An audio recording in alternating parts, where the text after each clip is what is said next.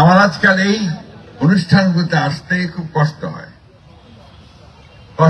এই জন্য যে আমার সামনে এই যে বাচ্চাগুলো এখানে বসে আছে, এদেরকে আমি খুব ছোট দেখেছি। এখনো আমার মনে পড়ে প্রথম যে অনুষ্ঠানটি আমরা আমাদের এদেরকে নিয়ে করেছিলাম, সেটা আমাদের দেশনেত্রী বেগম খালেদা জিয়াকে সঙ্গে নিয়ে একটি হোটেলে ইফতারের একটি অনুষ্ঠান করে দেশনেত্রী বেগম খালেদা জিয়া তাদের সঙ্গে ইফতার করেছিল। প্রতিটি বছর প্রতিটি সময়ে আমরা এই যারা হারিয়ে গেছে তাদের পরিবারকে সঙ্গে নিয়ে আমরা এর বিচার চেয়েছি। আমাদের সেই ছোট্ট মেয়েগুলো অনেক বড় হয়েছে, ছেলেগুলো বড় হয়েছে, আমরা এখনো তাদের ভাই বা বাবা তাদেরকে ফিরিয়ে দিতে পারিনি। এটা জাতিগত হিসাবে আমাদের অত্যন্ত লজ্জার কথা।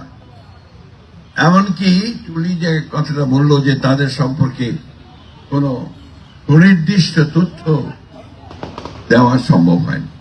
আর মনোবল হতে হয় স্পাদৃঢ়। জেরুজালেম 25 বছরের পথ চলায় নিরাপদে রাখার প্রত্যয়ে। আমাদের প্রত্যাশা ছিল যে এই পরিবর্তনের পরে আমাদের এই ছাত্র জনতার অভ্যুত্থানের পরে যে পরিবর্তন এসছে, এই পরিবর্তনে অন্তত এই ছেলেদের খোঁজ আমরা পাব।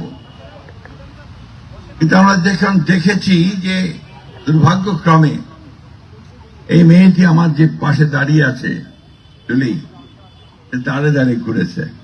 আজকে নয়, কয়েক বছর ধরে নয়, কয়েক বছর ধরে, প্রায় এক যুগ ধরে আমরা আমাদের সিনিয়র লয়ারদের নিয়ে আন্তর্জাতিকভাবে যারা কাজ করেন তাদেরকে সঙ্গে নিয়ে কিভাবে আন্তর্জাতিকভাবে বিষয়টাকে তুলে ধরা যায় তার জন্য চেষ্টা করেছি। আমাদের টুলি গেছে জেনেভা পর্যন্ত,